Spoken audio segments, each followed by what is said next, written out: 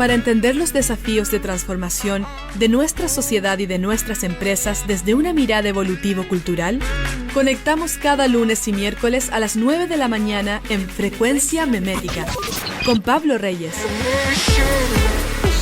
Somos Divoxradio.com. Estamos de vuelta en Divox Radio, en Frecuencia Memética. Los invito y les invito a que nos sigan en nuestras redes sociales, en @DivoxRadio, en Facebook, Instagram, Twitter y LinkedIn, así como en nuestros canales de YouTube, SoundCloud y Spotify. También nos pueden ver en nuestra página web, www.divoxradio.com, donde encontrarán este y otros programas también bastante interesantes. Estamos con nuestro invitado hoy día, Rolando Álvarez. Rolando es doctor en Historia, director del Departamento de Historia de la USACH. Bienvenido, Rolando, gracias por aceptar la invitación. Hola, buenos días, muchas gracias por la invitación para conversar esta mañana. Buenos días. El título de la canción es como Camino a la segunda vuelta, el análisis de escenario, como desde una perspectiva como histórica. ¿Qué es lo que estás viendo tú, digamos? ¿Cómo podrías mirar esta segunda vuelta dentro de lo que está pasando en Chile? Bueno, en realidad, insisto en la introducción que es bien interesante porque hay varios puntos de vista y varios ángulos que uno puede analizar de lo que está ocurriendo en estas semanas, ¿no?, tan cruciales en la historia de nuestro país. Pero como, bueno, por la formación que tenemos nosotros, más centrado en la historia, ¿no?, que tratamos de mirar hacia el pasado, digamos, los antecedentes de este presente, me parece que un primer elemento que está bien presente en esta coyuntura es un antiguo debate que se abrió a principios de la década de los 90, cuando se dijo, bueno, cuando empezó la transición de la dictadura a la democracia, dijo, bueno, ¿cuándo se va a terminar el proceso de transición democrática? Bueno, la transición democrática se había planteado como objetivo la democratización del país, una democratización a fondo del país, la justicia social, digamos, terminar con los desequilibrios económicos, ¿no?, la injusticia, las grandes separaciones entre ricos y pobres que había heredado la dictadura, y justicia en materia de derechos humanos, y básicamente en esa línea. Entonces, la evaluación siempre fue un debate, incluso dentro de la propia coalición oficialista, decir, bueno, hemos sido capaces de cumplir ese programa, hemos democratizado el país, hemos terminado con la injusticia social, con las grandes desigualdades estructurales, o no. Y por mucho tiempo eso se alargó, y bueno, digamos, a un largo proceso de 30 años, ¿no?, que se resumió, digamos, para octubre de 2019 con esta frase, con esta consigna de no fueron 30 pesos, fueron 30 años. Pareciera ser, Pablo, que estamos en presencia de un momento visto en la larga duración de la historia de Chile, en donde nuevamente está en el centro de gravedad del país, de la historia del país, jugándose cuáles son las características del proceso de democratización que queremos construir en nuestro país y cómo queremos resolver los problemas de injusticia social que han caracterizado al país. En ese sentido, la coyuntura a la cual nos enfrentamos en estos días no es tan nueva, y de alguna manera revela los problemas no resueltos a lo largo de la historia de nuestro país, ¿no?, si queremos verlo desde ese punto de vista. Pero yo concuerdo contigo en cuanto a que más o menos se está repitiendo incluso la misma sensación emocional de la decisión del sí y el no, y que son estas dos formas, al final son casi como visiones distintas, digamos, respecto a cómo habitamos el Chile que habitamos. Pero sin embargo, estamos todavía en una tensión que tiene que ver con las democracias, digamos, que tiene que ver con las mayorías, de cuál de las dos es la opción, pero estamos quedando casi con un 50% por lado, digamos. Entonces, en ese sentido, ¿cómo vamos a parar esta lógica pendular, de alguna forma, si no empezamos a encontrar un camino que logre mirar más allá de estas dos formas y diga, bueno, dado que existen estas dos tensiones, estas dos fuerzas polares, ¿cómo se gestiona esto en pos del bien común? Porque es una pregunta que es un poco distinta en cuanto a que, porque no tiene que ver con qué sacamos lo bueno de este y qué sacamos lo bueno de lo otro. Si tenemos dos cosas que son tan diametralmente opuestas, ¿cómo se gestiona eso si lo miráis desde un poco más arriba, digamos? Sí, entiendo lo que tú vas, Pablo, ¿no? podríamos decir que el Chile de los 90 y los 2000, de esas 2 décadas, ¿no?, de los gobiernos de la concertación, hubo algo de eso que tú dices, ¿no? Hubo un cierto consenso en torno a las características del sistema político y del sistema económico.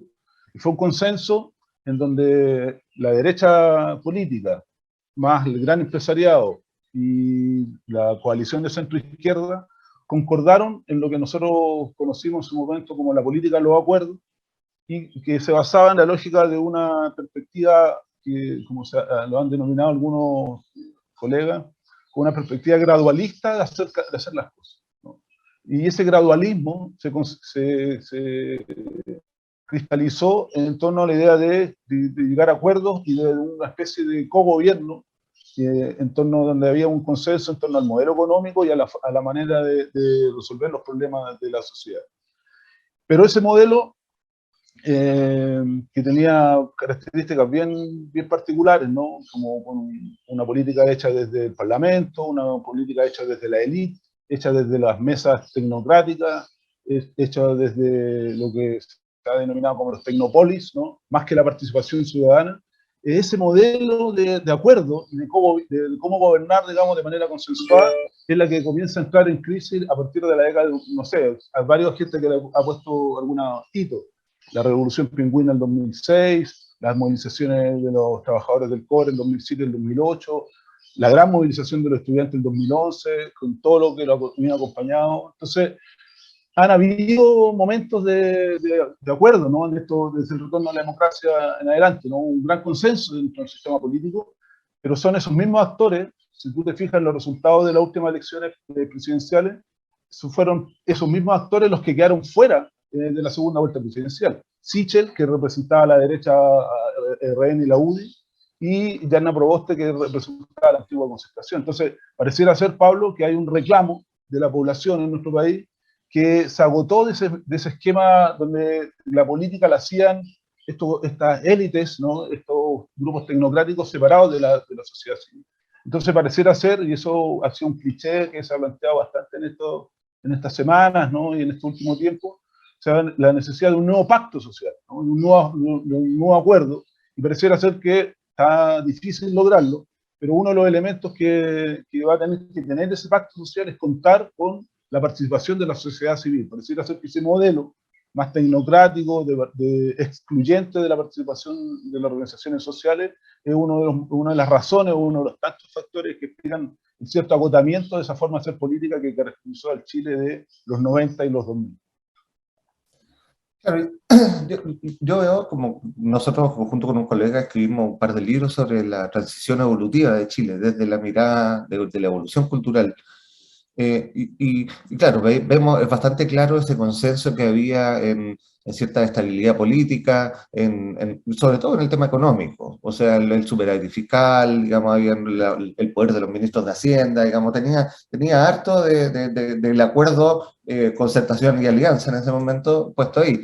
Y se encontraban en aspectos que tienen que ver con ciertos paradigmas que son como el de la verdad superior y el del porracionalismo, por decirlo de alguna forma bien grande, digamos. O sea, como aquí las cosas son porque Dios dice que son de una forma y aquí las cosas son según las sensibilidades que existan. Y ahí hay un desencuentro gigante. Entonces, ¿dónde no había acuerdo? En el divorcio, en la píldora del día después, en el trato a las diversidades, pero en el modelo económico estábamos más o menos de acuerdo.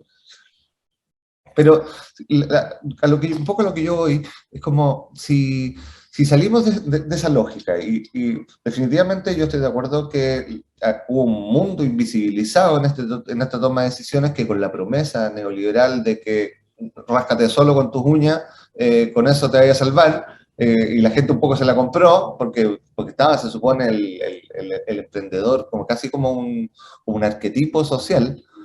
Pero empezó a ver que la cosa no funcionaba para todos, digamos. Y eso ha hecho que aparezca no sé, 1 millón y tanto de personas en la calle en el 2019. El tema ahí para mí es como una pregunta un poco más pragmática, digamos, bueno, ¿cómo se gestiona?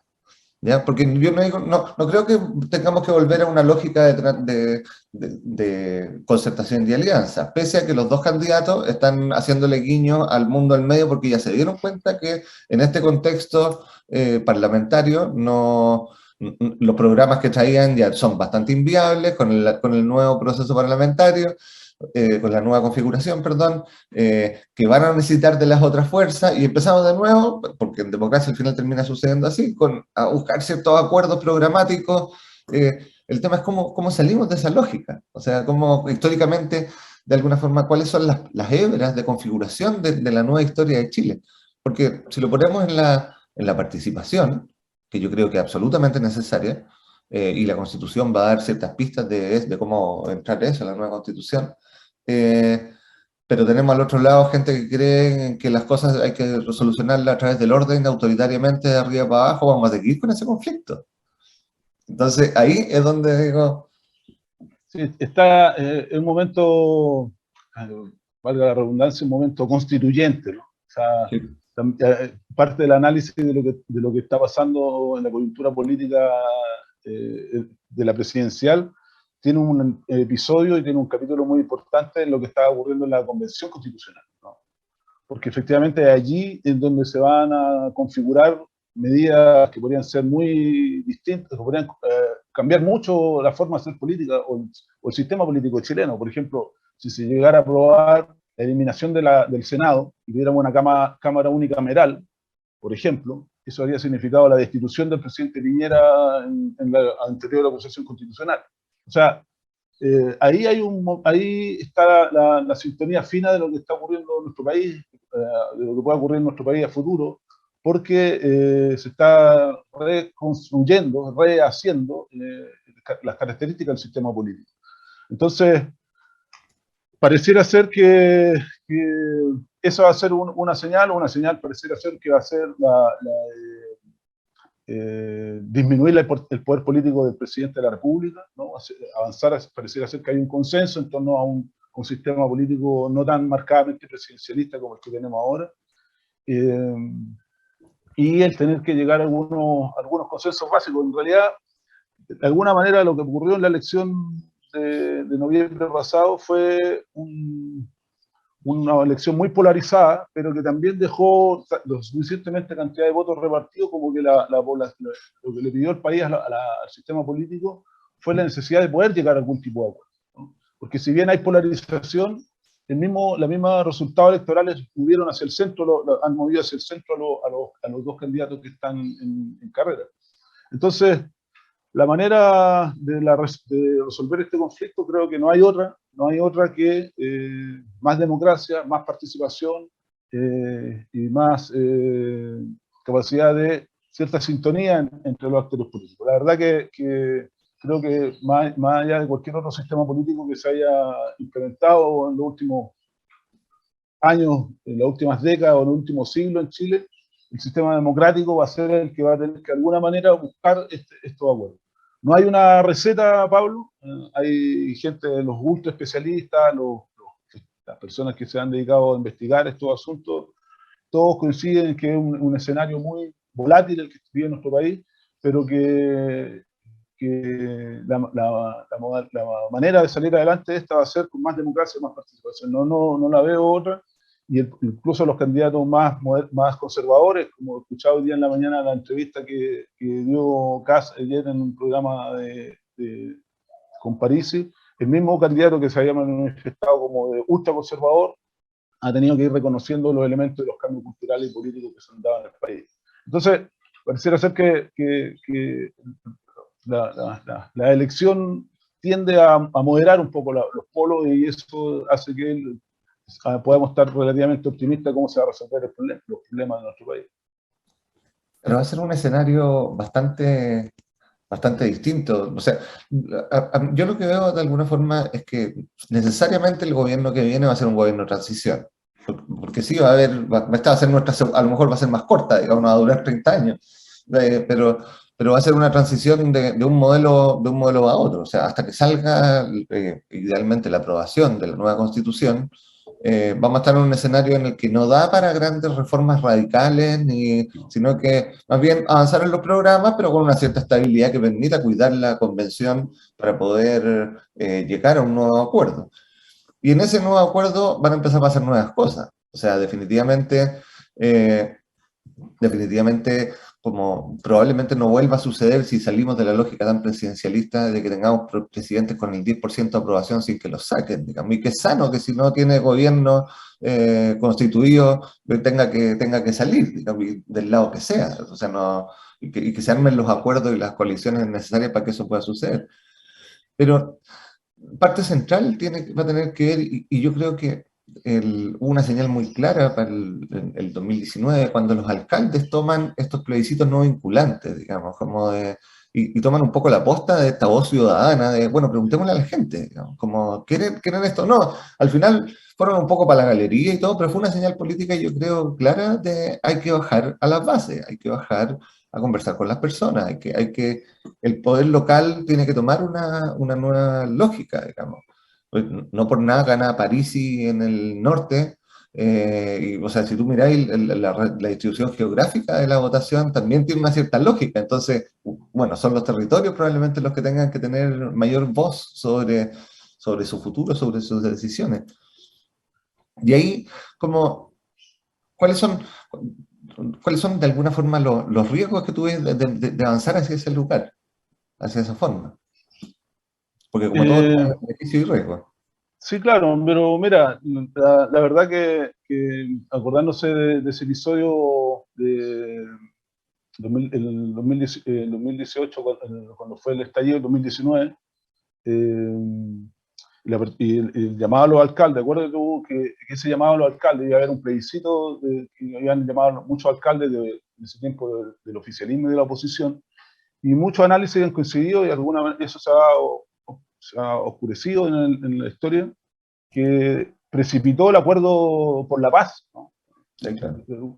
Fue como un precipitante, o sea, los alcaldes sacaron a la pizarra al sistema político y lo obligaron también a dar una señal de gobernabilidad. Entonces, creo que una cosa que nos ha enseñado los últimos 2, 3 años de lo que ha pasado en Chile, y yéndonos un poco más hacia atrás, ¿no? desde las movilizaciones que yo mencionaba al principio de esta conversación, es que hay que el